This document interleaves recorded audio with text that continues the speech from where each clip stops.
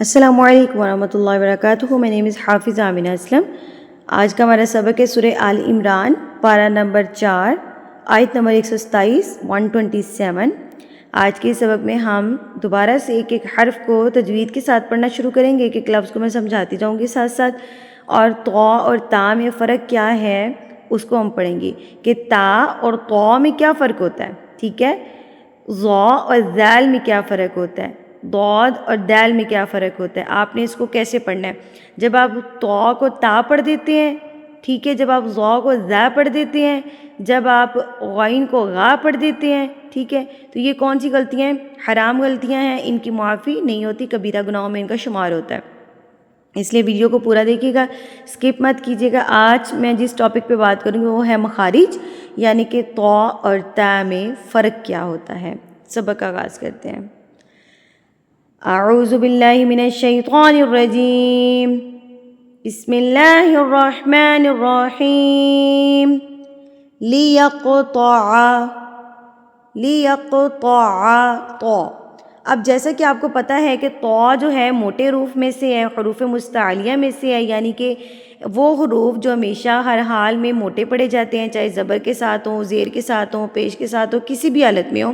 تو اس تو کو آپ نے جو ہے وہ موٹا پڑھنا ہوتا ہے، ہیوی کر کے پڑھنا ہوتا ہے. اس کو پڑھنے کا طریقہ کار کیا ہوتا ہے؟ اپنے ہونٹوں کو تھوڑا سا گلائی کی طرف لے کے جائیں گے، گول کریں گے نہیں. میں اس لیے لفظ استعمال کر رہی ہوں تاکہ جو عام اسٹوڈنٹ ہیں، جو بگنرز ہیں، جن کو ابھی نہیں پتہ کہ موٹے حروف کی ادائیگی کیسے کی جاتی ہے، ان کو بتانے کے لیے میں آسان الفاظ کا استعمال کرتی ہوں کہ اپنے ہونٹوں کو گلائی کی طرف، یعنی کہ پاؤٹ کی طرح پڑھنا ہے. تو اکٹھا کر لینا ہونٹوں کو. تو تو ٹھیک ہے، تو ٹھیک ہے. اس طرح آپ نے موٹے حروفوں کو پڑھنا ہوتا ہے.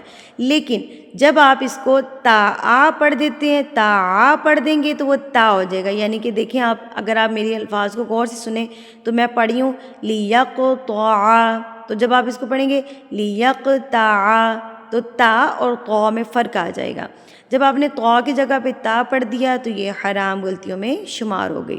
اب آپ نے احتیاط کیا کرنی ہے کہ جو تا ہے اس کی ادائیگی کی جاتی ہے اسمائل کے ساتھ. اسمائل، تا اسمائل کریں، ہونٹ پھیلائیں، تا.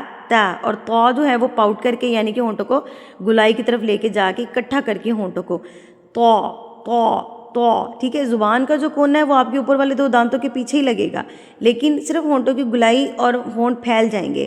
تا پہ ہونٹ پھیل جائیں گے، تو پہ ہونٹ اکٹھے ہو جائیں گے. امید کرتی ہوں کہ یہاں تک آپ کو سمجھ آ گئی ہوگی. آگے بھی میں آپ کو اسی طرح باقی چیزیں بھی سمجھانے کی کوشش کرتی ہوں. لیقطع طرفم طرا. ابھی یہاں پر بھی وہی سیم مسٹیک. جب آپ اس کو طرفم پڑھیں گے تو وہ تا ہو جائے گا. جب آپ ہونٹوں کو پاؤٹ کر کے پڑھیں گے، طورا پڑھیں گے تو وہ تو ہوگا. اب آپ یہاں پہ خود بتائیں کہ یہاں پہ تو ہے کہ تا ہے. آپ یہاں پہ تو پڑھیں گے کہ تا پڑھیں گے؟ طورا فم. میم کے اوپر تشدید ہے، تو جب میم پہ تشدید آتی ہے تو وہاں پر کیا کیا جاتا ہے؟ غنہ کیا جاتا ہے. غنہ کہتے ہیں ناک میں آواز کو لے کر جانا. قم، یہ ہمنگ ساؤنڈ، اس کو کہتے ہیں غنہ کرنا، ناک میں آواز کو لے کے جانا. جب بھی آپ کے پاس میم کے اوپر تشدید آئے گی تو آپ نے غنہ لازمی کرنا ہے. یہاں پر ادغام مع الغنہ ہے، یعنی کہ تنوین کے بعد میم آ گیا. جب تنوین کے بعد میم آ جاتا ہے تو ادغام مع الغنہ، یعنی کہ غنہ کے ساتھ ملایا جاتا ہے. طرفا من الذین کفروا. کفروا کے اوپر چھوٹی مد ہے. اس چھوٹی مد کی پہچان ہوئی ہے ہمیں اس حمزہ سے.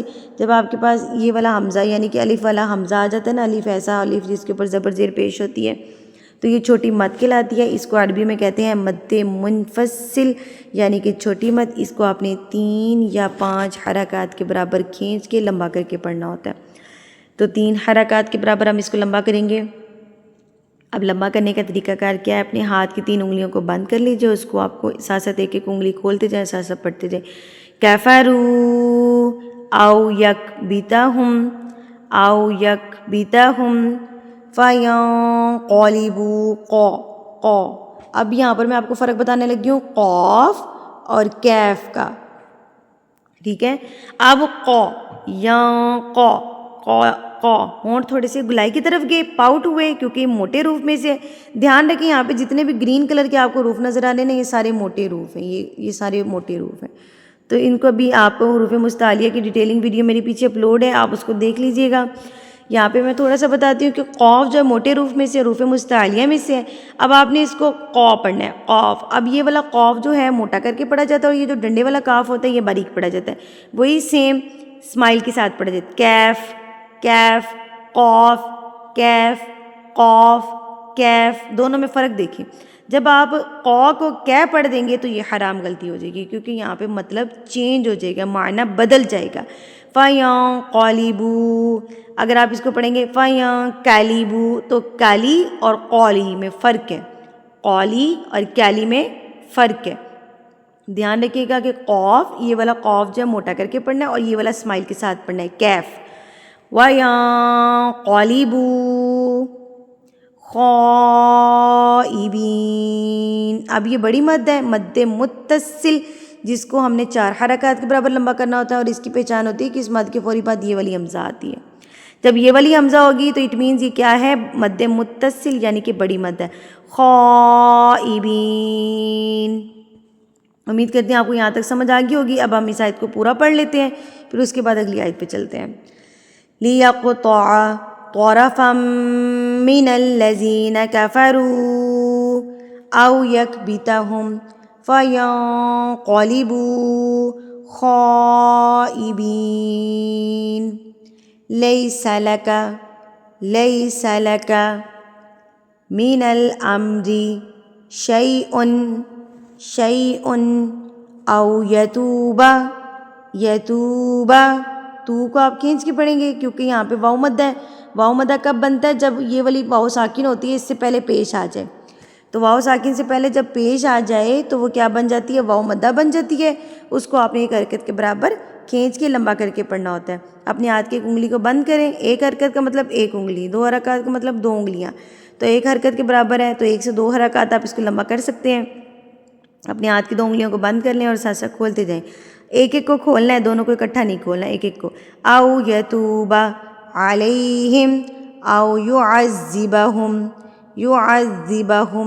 فإنہم ظالمون. اب یہاں پر آ گیا ظالمون. اب یہ والا ظا اور یہ والا ذال، ان کی ساؤنڈ جو ہے وہ سیم ہوتی ہے، یعنی کہ ظا اور ذا، ٹھیک ہے، ان کی ساؤنڈ سیم ہوتی ہے. اس کا بھی سیم یہی رول ہے کہ دیکھیں ظا کو آپ نے موٹا کر کے پڑھنا ہے، پاؤٹ کر کے پڑھنا ہے، ہونٹوں کو گول کر کے پڑھنا ہے، یعنی گلائی کی طرف لے کے جانا ہے. ظا ظا ظا. اور یہ والا جو ذا ہوتا ہے یہ آپ نے کیا پڑھنا ہوتا ہے؟ ذا ذا. ان کا مخرج بھی سیم ہی ہے، ان کا مخرج بھی سیم ہے، یہ نرم حروف ہیں، ٹھیک ہے، ان کا مخرج بھی سیم ہے. لیکن آپ نے اس کو پڑھنا کیسے ہے؟ ظا کو ہونٹ گول کر لینا ہے اور ذیل پہ آپ نے ہونٹوں کو باریک کر لینا ہے، یعنی کہ آپ نے اسمائل کے ساتھ پڑھنا ہے.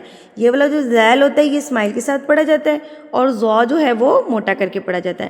اگر آپ اس کو یہاں پہ پڑھیں گے ظالمون تو کیا بن گیا؟ آپ نے ظا کی جگہ پہ ذال لگا دیا، ظالمون پڑھ دیا. تو ظالمون سے کیا ہوگا؟ معنی تبدیل ہو جائے گا، اور قرآن میں یہ حرام غلطی شمار ہوگی، قرآن میں یہ حرام غلطی شمار ہوگی. اب آپ نے اس کو پڑھنا ہے ظالمون. جب ہم اس کو ظا پڑھیں گے تو اٹ مینز ہم نے اس کو صحیح پڑھا، تو اس کی غلطی ہماری شمار غلطی نہیں ہوگی. ظالمون. وَلِلَّهِ مَا فِي السَّمَاوَاتِ وَمَا فِي الْأَرْضِ. یہاں پہ تو ہے تو یہاں پہ آپ نے وقف کرنا ہوتا ہے، لازمی کرنا ہوتا ہے. یہ انگلش اردو کا کوما کی طرح ہوتا ہے یہ تو. یغفر لمن یشاء. یہاں پر بھی ادغام ہو رہا ہے. پہلے پیچھے میں بڑے اچھے سے میں نے ادغام کی پریکٹس کروائی ہے.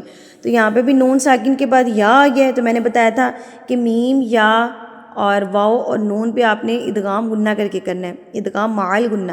تو نون ساکن کے بعد یا آ گیا ہے تو یہاں پر آپ نے غنہ کر کے پڑھنا ہے. لمن یشاء وَيُعَذِّبُ مَن یشاء. جب آپ نے اس حمزہ پہ وقف کرنا ہے تو یہ حمزہ جو ہے ایسے بن جائے گی، جزم لگ جائے گی، اس کے اوپر ساکن لگ جائے گی. تو جب ساکن لگ جاتی ہے تو ہلکا سا جھٹکا دے کے پڑھیں گے یشاء. واللہ غفور الرحیم. واللہ غفور الرحیم. امید کرتی ہوں کہ یہاں تک میں آپ کو سمجھا سکی ہوں گی. کافی مسٹیکس بھی ہو سکتا ہے، مجھ سے بھی ہوئی ہوں. انسان غلطی کا پتلا ہے، تو آپ سب سے گزارش ہے کہ اس کو سمجھنے کی کوشش کیا کریں. اگر آپ کو سمجھ نہیں آتی تو آپ مجھ سے کمنٹ سیکشن میں لازمی پوچھا کریں.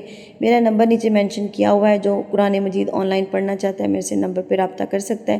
انشاءاللہ آپ کو قرآن مجید تجوید کے ساتھ پڑھایا جائے گا، ساتھ میں آپ کو سند بھی دی جائے گی. انشاءاللہ اگلے سبق تک کے لیے مجھے اجازت دیجیے. وآخر دعوانا الحمدللہ رب العالمین.